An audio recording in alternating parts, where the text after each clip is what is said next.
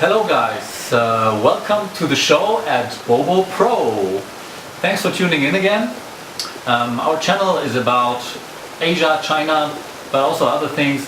We're doing some reaction videos about Chinese movies, Chinese culture, Asian culture.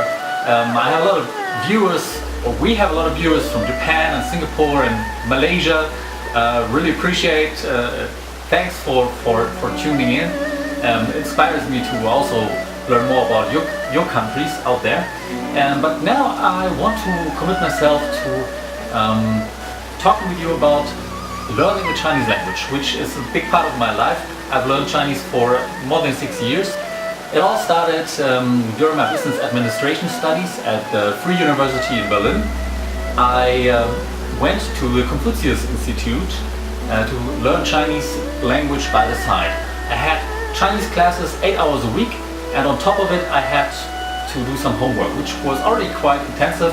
That for 2 years, and I already had a quite decent level of Chinese language. After that I decided to go to Beijing, because I thought you can only really learn the language well if you're at the place, if you're in China.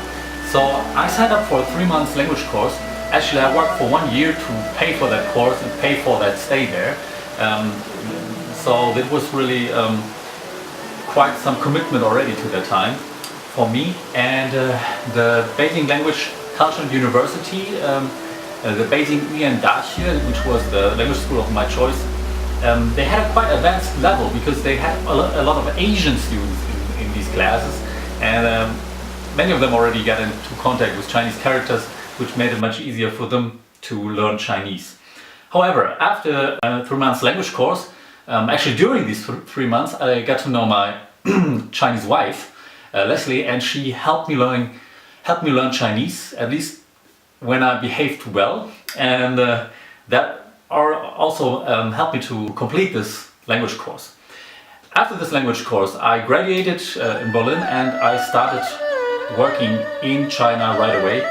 For 3 years I worked for an exhibitions company, a British exhibition organizer for machine tools, a very German thing, if you want, so industrial thing.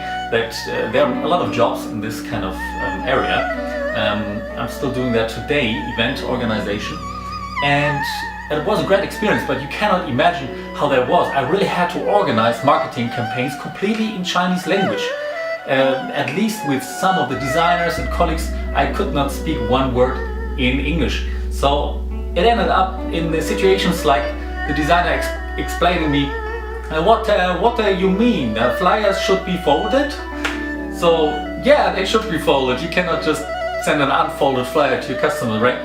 So, but this was a communication issue there we have had back in the days, and I was quite disappointed by my learning progress in these 3 years in Beijing, because I had to work more than 10 hours for a couple of months, and this really didn't leave me much time to learn the language, especially because most of my job was in English language actually.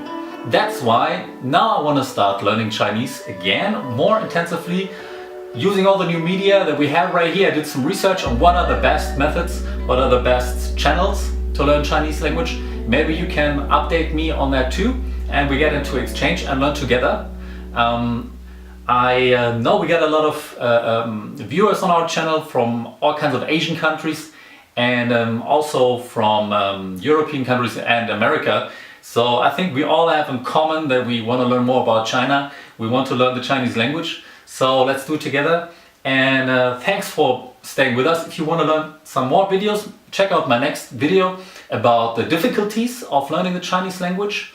Also another video I will do about the more easy parts and the best practice of how to start learning Chinese. So check out these videos, subscribe to our channel.